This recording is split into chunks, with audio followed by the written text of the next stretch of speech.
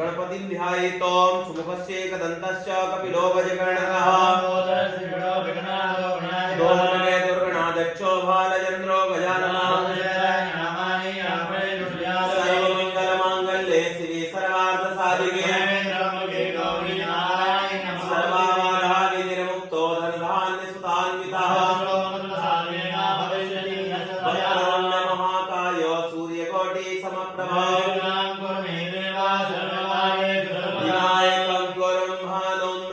Vishnu Maheshwara